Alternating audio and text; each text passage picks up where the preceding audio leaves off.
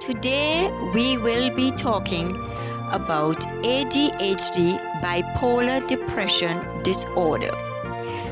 You would hear life stories and how others got their life on track and now have successful, productive life. You are not alone. Call the number that appear on the screen, or you may want to log on fltim.com.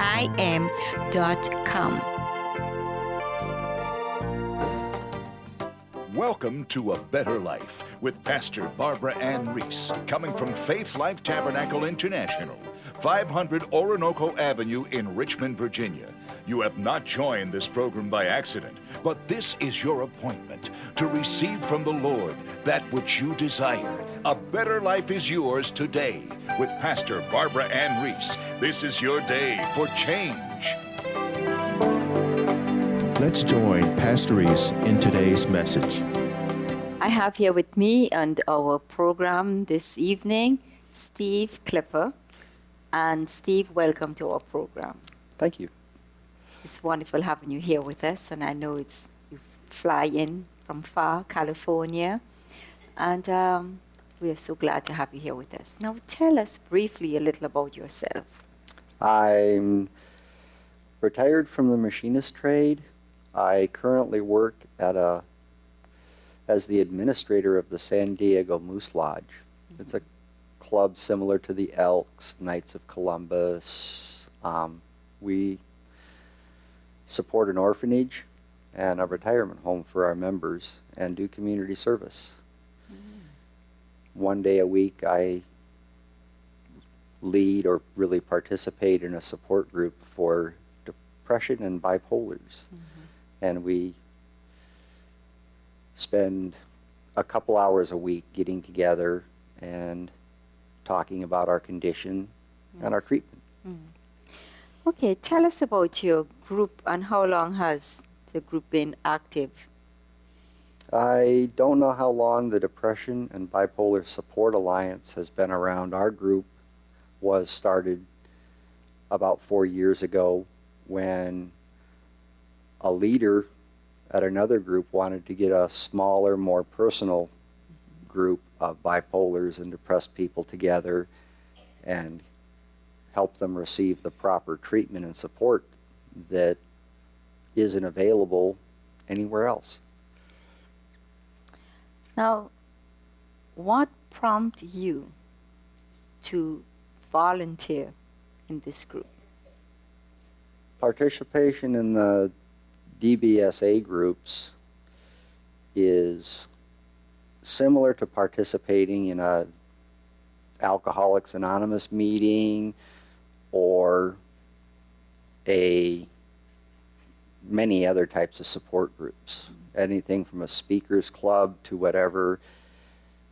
You can get out of it as much as you're willing to put into it. If you're committed to it, you can gain an awful lot. And I needed a lot of support for my condition. I was unaware that there were support groups around that would even help. They're not talked about very much in the general public. People with mental illness they carry a stigma in society, and in order to function normally, they keep their support groups, their condition, kind of under wraps. The people that are bipolar and depressed once they're treated, they lead a normal life. And they're not picked out of a crowd as being mentally ill, and they prefer to keep it that way. The prejudice against getting treatment is out there, and we're all aware of it. Some of the people in our group are college graduates. They lead professional careers. Their mental illness is treated, and they don't wish to risk losing their positions and working with the stigma when they don't have the symptoms anymore. Now, you of yourself suffer with the depression? At what age did you come to the realization? I was first diagnosed after getting a divorce when I was 20 years old. I had symptoms of anxiety and depression, and at that time I wasn't willing to accept the treatment, and I came up with the excuse that I couldn't afford it. The friends that I was associating with says, you know, you're not crazy, you don't need to see a psychiatrist, have a drink, smoke some pot, and you'll be fine. And I listened to them instead of listening to a doctor. Yes. Because I didn't want to be crazy, and I thought by ignoring it I wouldn't be.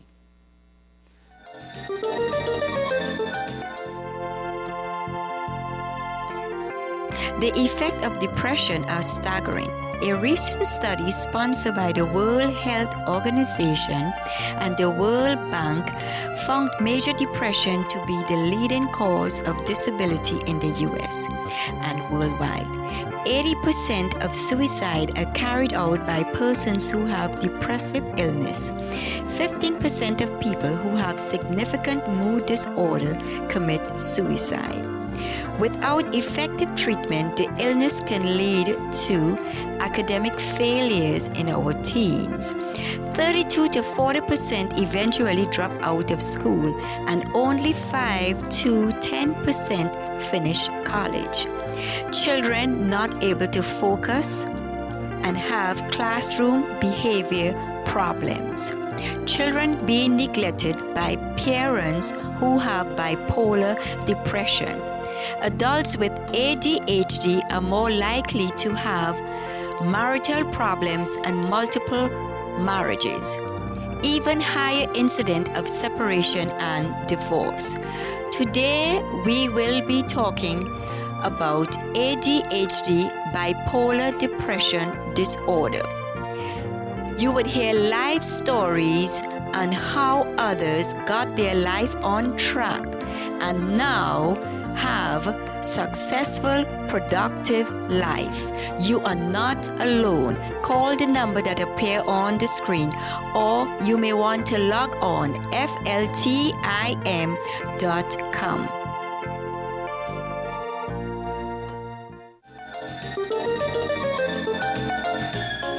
I went for 15 years before a second episode of depression disabled me. And I saw a psychiatrist,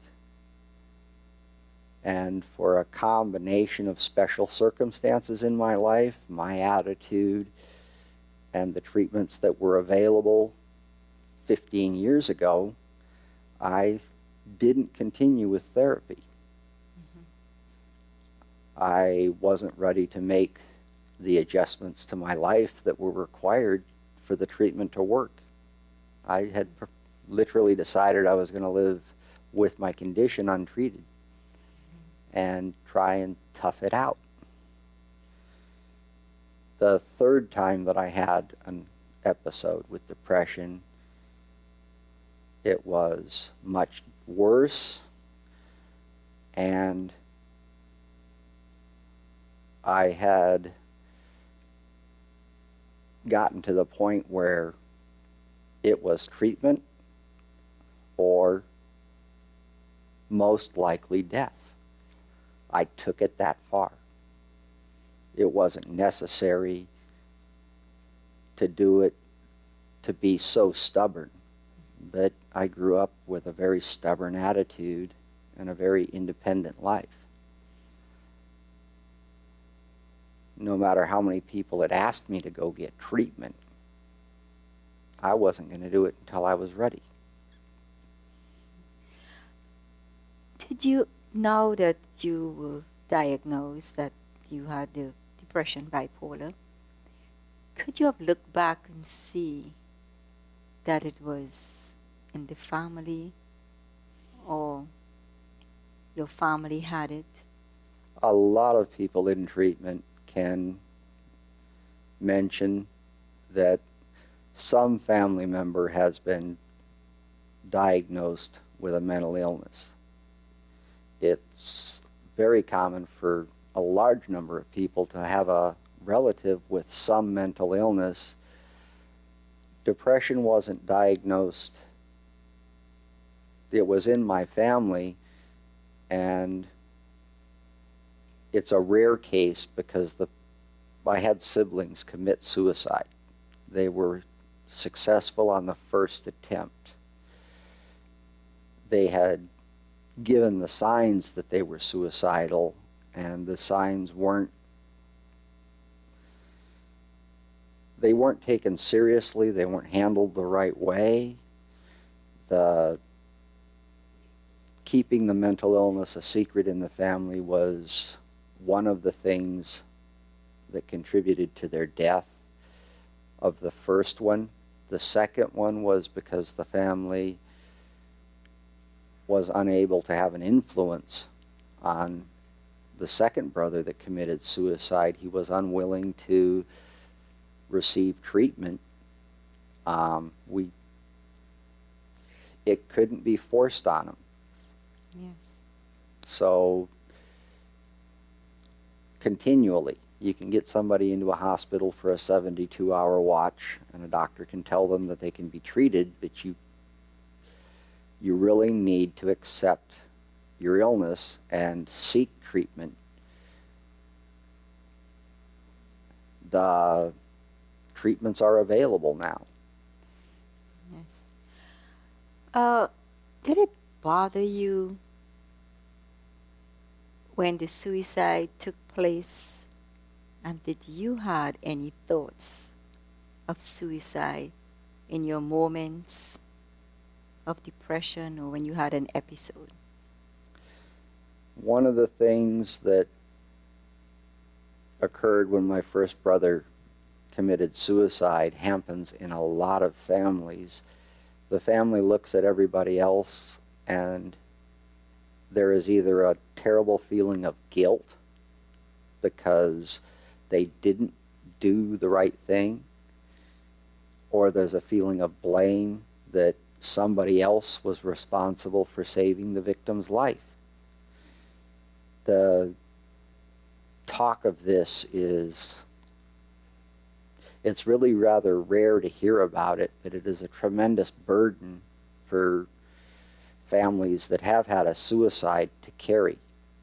They've lost a family member, husband, wife, son, daughter, and unlike any other kind of grief,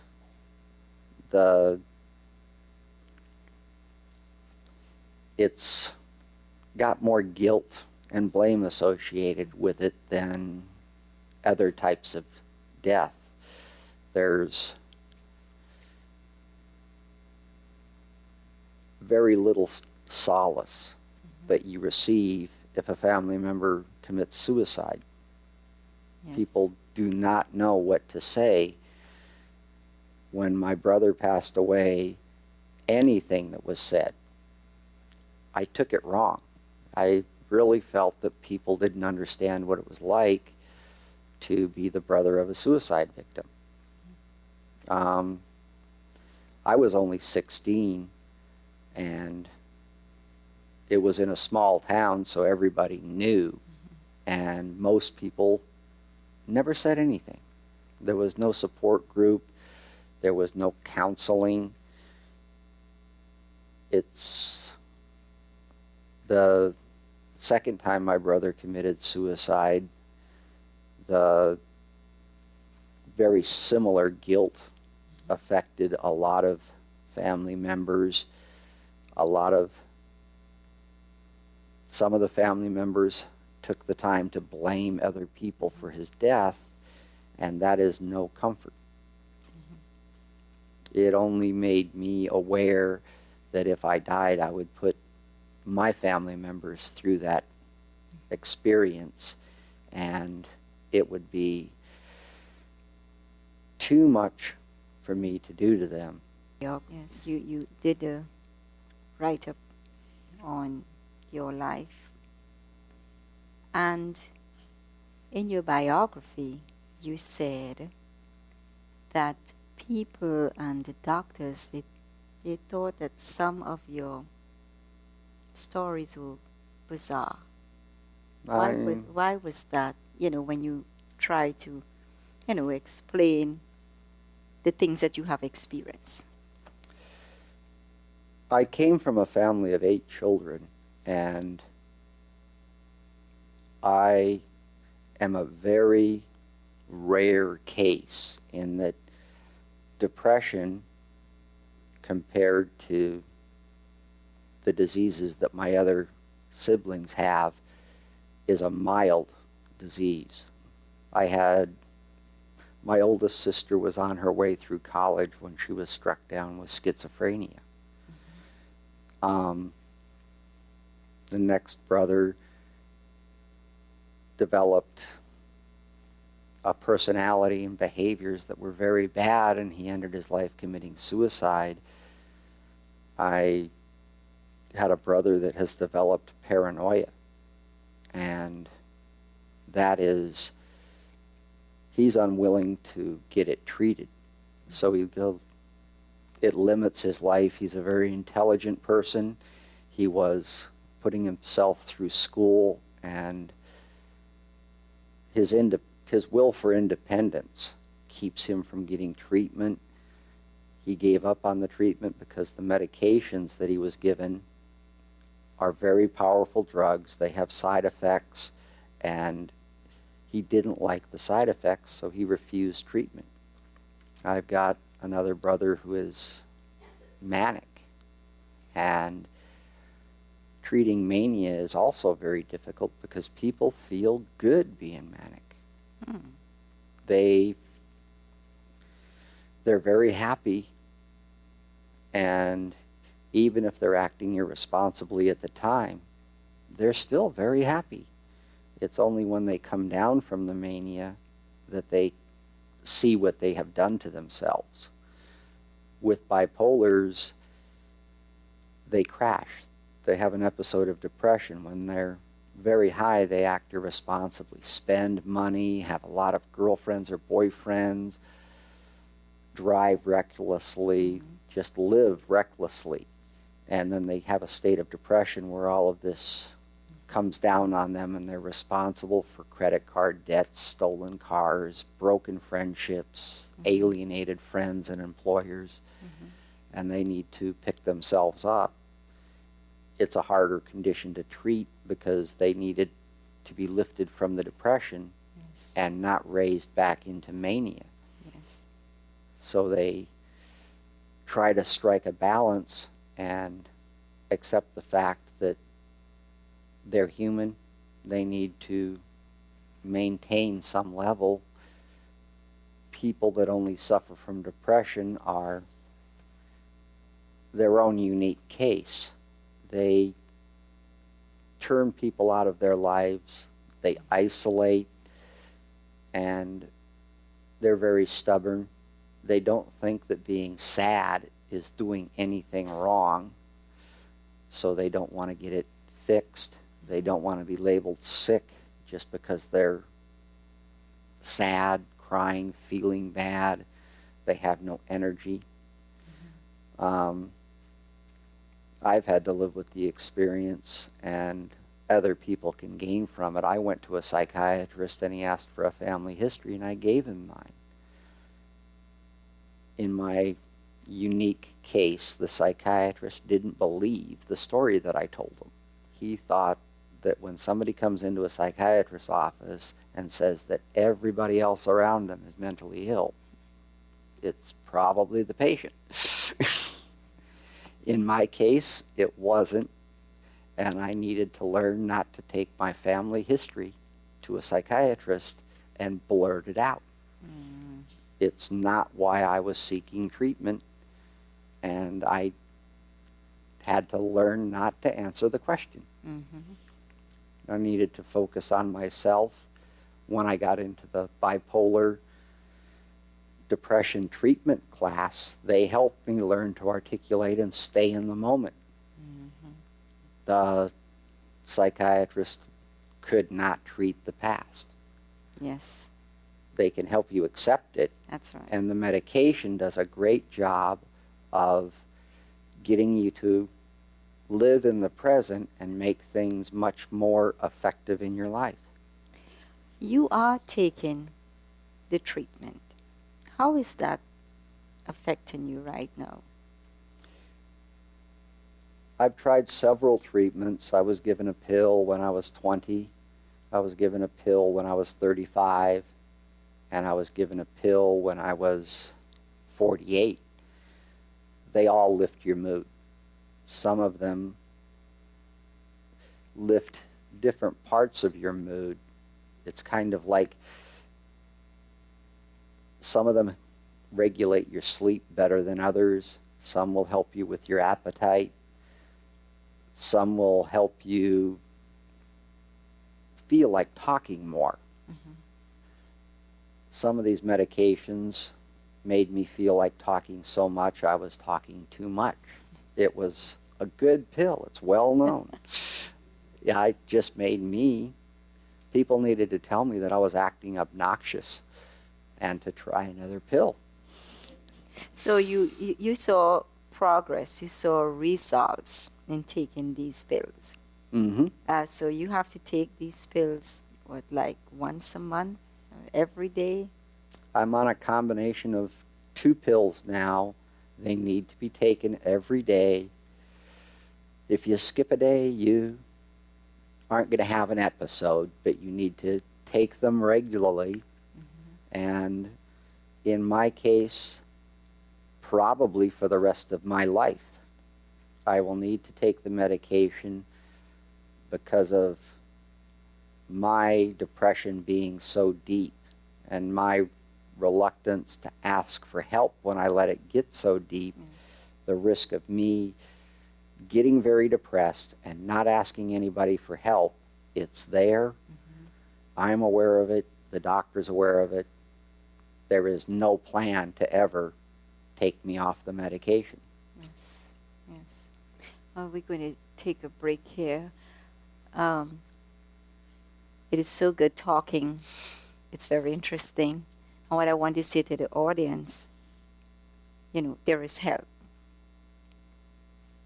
You can understand, some of you can understand and identify with Steve, or maybe some of your family members have some of the symptoms, which we're going to talk on the symptoms. What are the symptoms or the signs, and that you can get help. Do not stay in that condition. God loves you. He wants to extend His love to you. God wants to deliver you. Don't stay in that condition. There is help, and we're going to tell you in our next session how you can get help.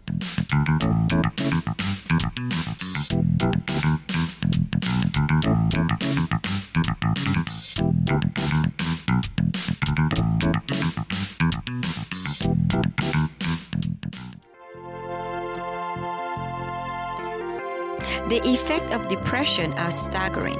A recent study sponsored by the World Health Organization and the World Bank found major depression to be the leading cause of disability in the U.S. and worldwide. 80% of suicide are carried out by persons who have depressive illness. 15% of people who have significant mood disorder commit suicide. Without effective treatment, the illness can lead to academic failures in our teens. 32 to 40% eventually drop out of school, and only 5 to 10% finish college. Children not able to focus and have classroom behavior problems. Children being neglected by parents who have bipolar depression. Adults with ADHD are more likely to have marital problems and multiple marriages. Even higher incidence of separation and divorce. Today, we will be talking about ADHD, bipolar depression disorder. You would hear live stories and how others got their life on track and now have successful, productive life. You are not alone. Call the number that appear on the screen, or you may want to log on fltim.com.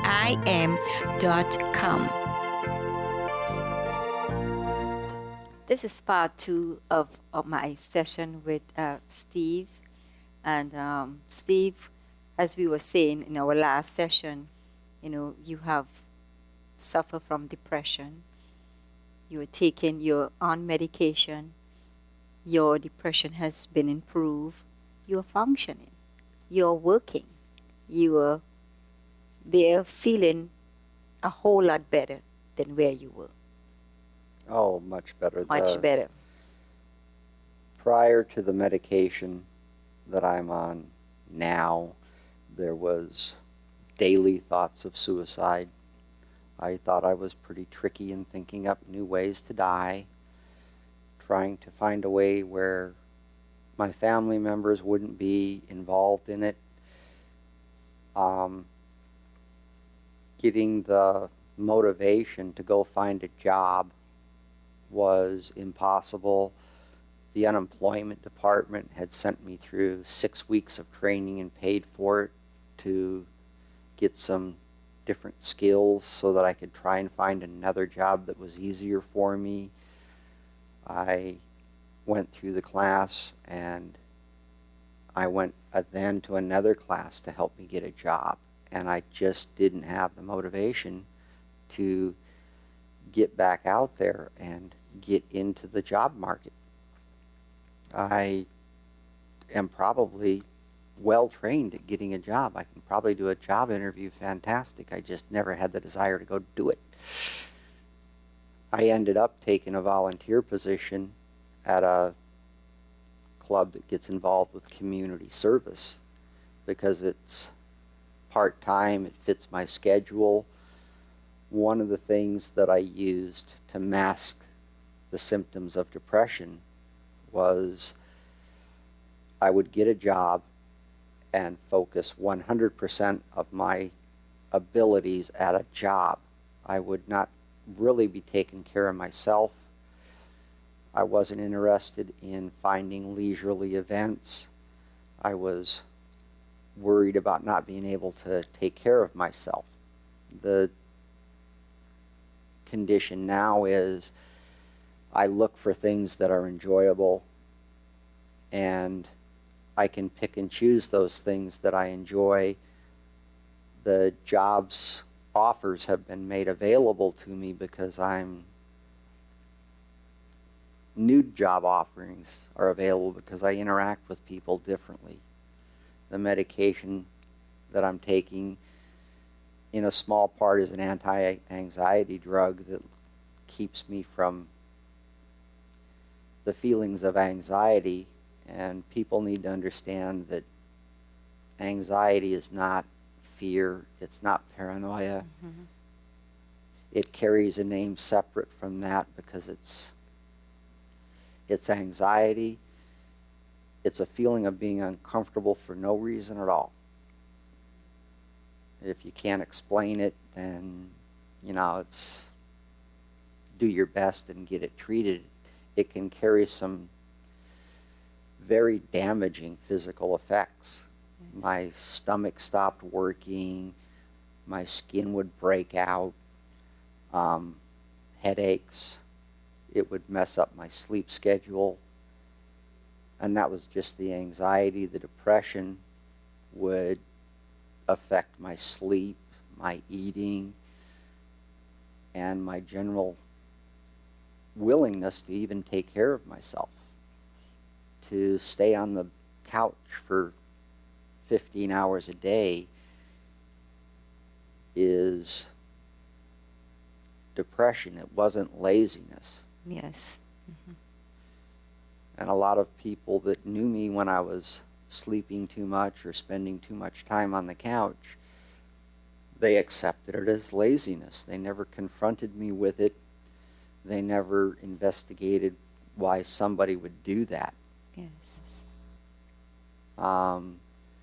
If I wanted to feel good, I'd go have a drink. And slowly over a period of years, it took more and more alcohol for me to feel good. And I was willing to live with the fact that it took 3 beers for it to have an effect. I had long since stopped drinking for the taste of alcohol. I was doing it purely for effect and wouldn't admit that I was an alcoholic. When I withdrew the alcohol, I thought that some of my problems would go away, and they didn't. The trips to the AA meetings were of some help, but AA isn't. It's geared to blaming alcohol for your problem, and with major depression, few people there are going to give you guidance to a mental health professional. So there's 2 sides to the coin. The psychiatrist isn't going to treat an alcoholic with powerful medication. The interaction doesn't work.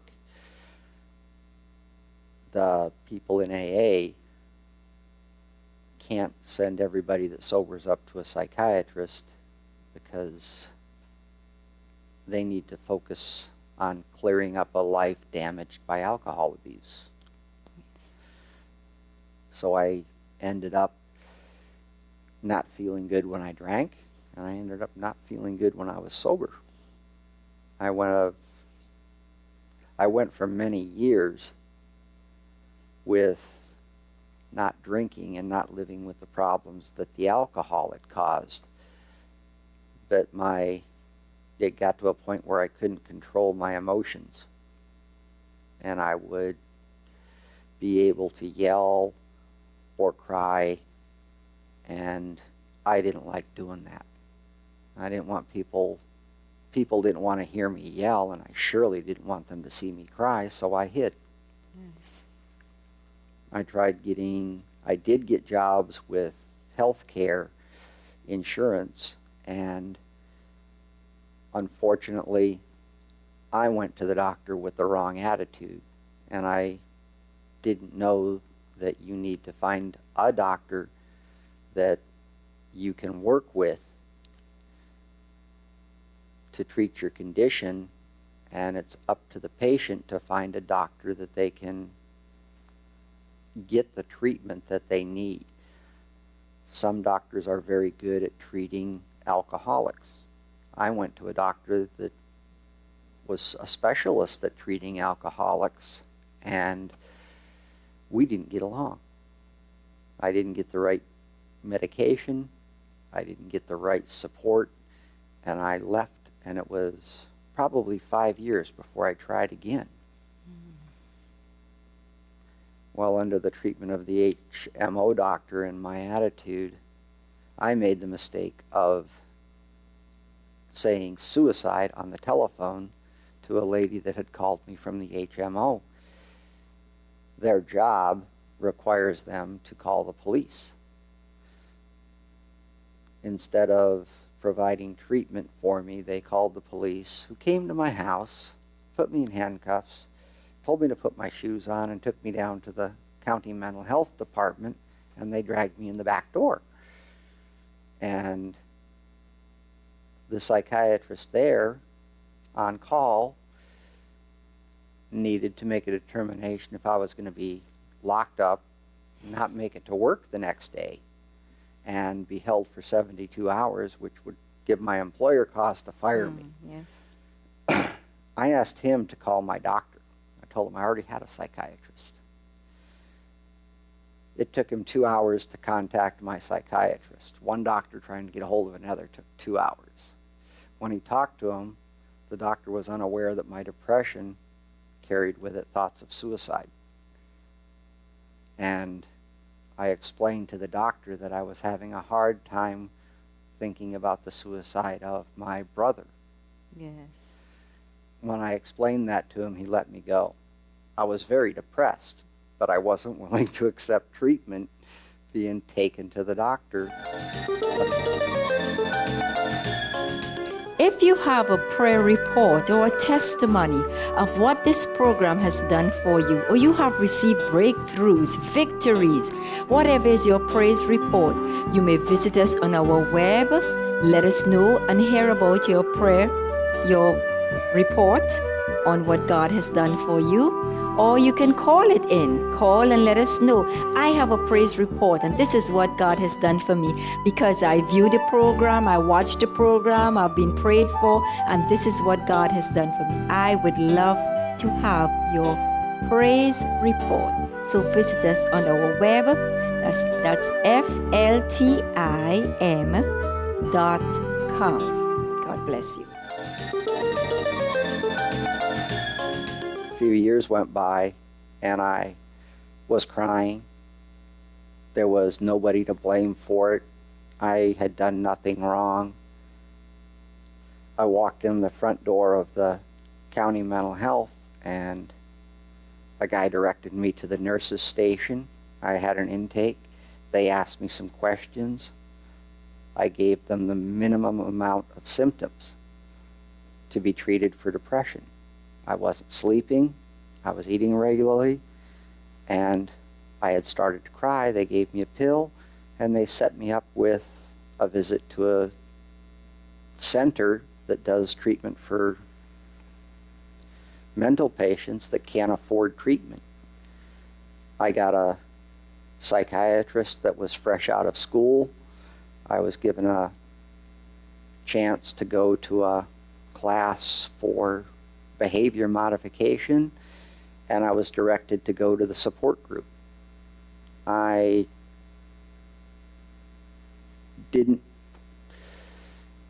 medication hadn't worked well enough for me to devote my attention to the training class for behavior modification. I never completed it. I did go to the support group, and I was very lucky that I felt like coming back. I changed medications to one that for me doesn't have any side effects. It doesn't alter my personality to anything that I don't like. Mm-hmm. It doesn't make you slur your words, forget things. There is nobody that can pick me out of a crowd as being treated for a mental illness. There is a lot of people that take the medication and don't tell anybody that they were once sick. There is no need to feel like you're crying out for help. A lot of people have that stigma that you have to give up your pride to get treatment, and you don't. So, what would you say to families that are out there watching this program? Now, families do carry some hurt when their loved ones are under the attack of depression. First of all, what would be the early signs or the warning signs? The early signs can be any change in behavior. For a man that has been outgoing, interacting with his family a lot, if he changes his behavior because he lost a job, he may blame his lack of energy on not having to go to work and think that that is the cause of his problem. All he's got to do is get a job. Loss of feeling productive can bring on depression, and it needs to be treated because looking for a new job requires an awful lot of energy, and depression is going to take that away from you. If you fall into a state of depression, you may sit at home, drink beer on the couch, and you may be picked on for being lazy and a drunk when you need to seek help to get off the couch and go do something. It's really hard to get up the energy to go look for a job. It's very draining. You're trying to sell yourself, and some people are very good salesmen. They talk themselves up very well. A large number of people that work for a living, they get a job and do their work. They don't practice selling their skills every day. And for me, it was very hard to get out there and sell myself for a job. It contributed to the depression. Drinking contributes to it. The stress of having a family with problems.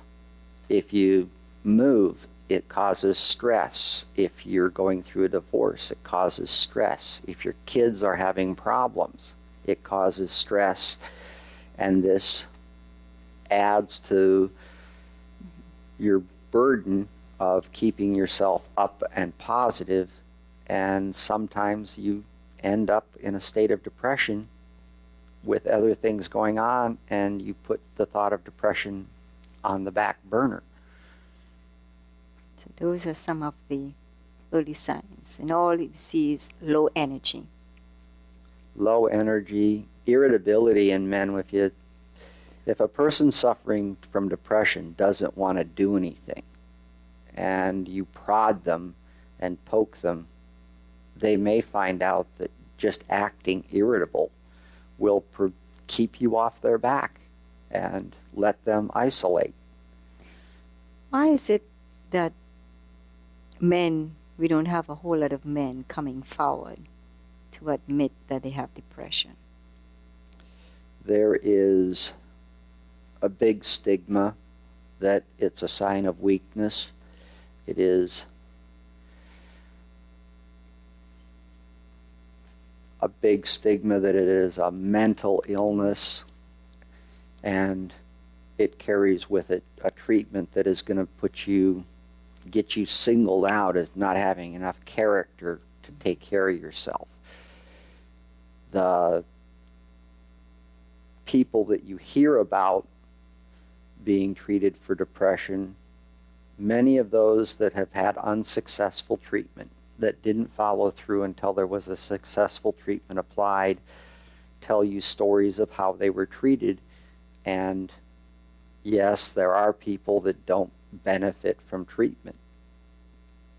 It's a very small portion of the people that are depressed, and these stories continue to happen. The news media will take somebody that's bipolar or depressed, pick up on it, splash it on the news. It may happen in a small town in Colorado, but that one incident is on the national news spread across the country, and the thousands of people that are in treatment and improved aren't newsworthy. Very interesting. And I'm so encouraged that you, being a man, will come forward and share your testimony, your life story. You are on the medication, you're a whole lot better, and you have poured back into your group, which is called the Depression and Bipolar Support Alliance. You can go to your browser on the internet and type in DBSA, and it'll be at the top of the list. One of the other interesting things is that 3/4 of the people that show up to a support group that need more than just the medication is men. It is not a ladies' group.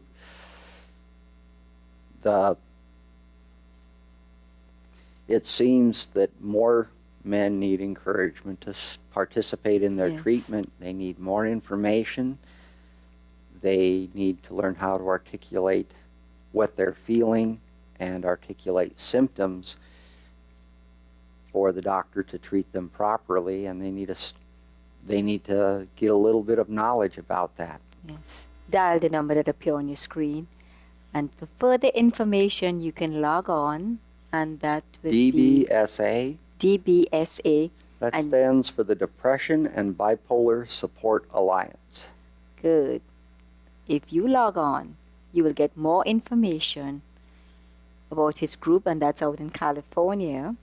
Or you can visit our web. You can call the number on the screen and you can get further information. If you need more knowledge on a support group or on depression, bipolar, don't hesitate to call. There is help. Someone cares about you. We do. We do not want you to stay in your depressive state. God wants you well and God wants you whole. And so do we. I want to pray for you right now. You're watching this program. And what we are saying, you can identify or you know someone that are going through a depressive state, bipolar or manic depression.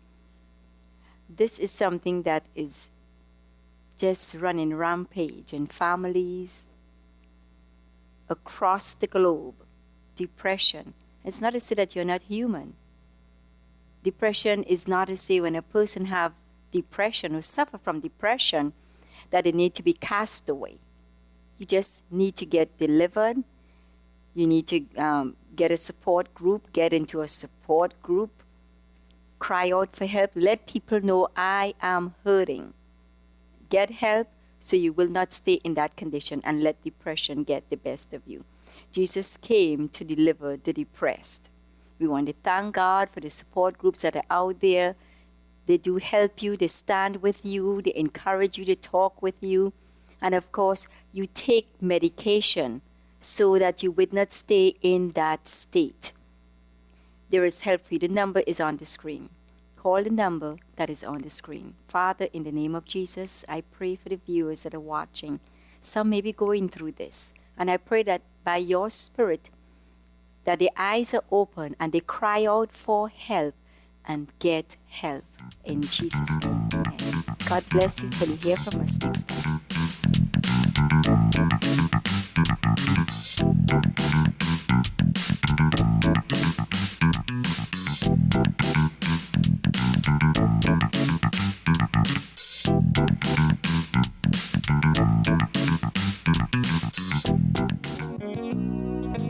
Thanks for watching today's telecast. Remember to contact us using the information on your screen. Pastor Barbara Ann Reese and the Faith Life Tabernacle family looks forward to hearing from you. Your life will never be the same. Believe it, receive it, and walk in it.